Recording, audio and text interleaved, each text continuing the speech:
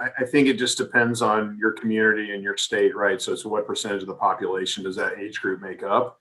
I think it's roughly 20%, if I'm not mistaken, but again, it depends on your local community. So I think the bottom line is, to your point, to get to that 75 or 80% number, we had to have children included, right? So now we're down to age 12. And so you'll get closer to that 75 or 80% number by getting as many people vaccinated in that age group. And then hopefully over time, as safety profiles are looked at and studies are done, even children younger than age 12 will go into that group to, again, get us closer to herd immunity. So every last person that gets vaccinated in our community adds to the total and gets us closer to those numbers.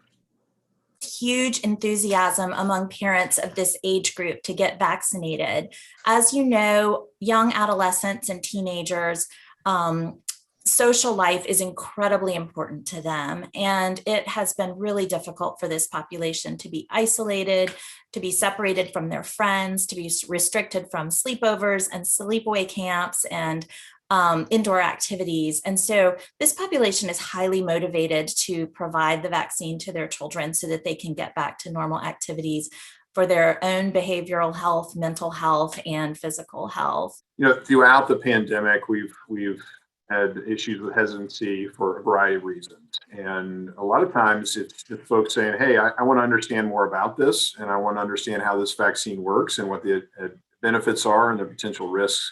And what we found over time is that the benefits of vaccination are huge, and there are very few risks whatsoever. Some expected effects of sore arm and fever and malaise for a few hours, and then those things get better. So as part of the normal safety process that the FDA goes through, they first issue an emergency use authorization, whether it's for a vaccine or some kind of therapy for COVID during the pandemic. And that basically acknowledges that there's enough evidence here that this is a worthwhile thing to do. And it's important because we're in the middle of a pandemic, and we're approaching 600,000 deaths in the United States around this virus. And so let's get things to market that we think are safe and going to be effective in turning the tide of the pandemic.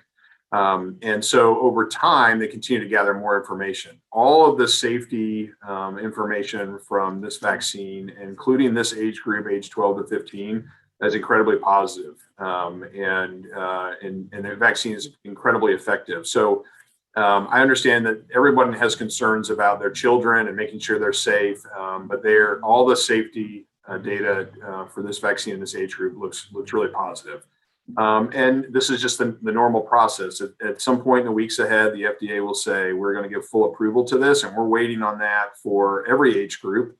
But I can tell you now, millions upon millions of doses have been given across the globe with the vaccine. It's proven to be incredibly safe, and it's going to be safe in this age group as well.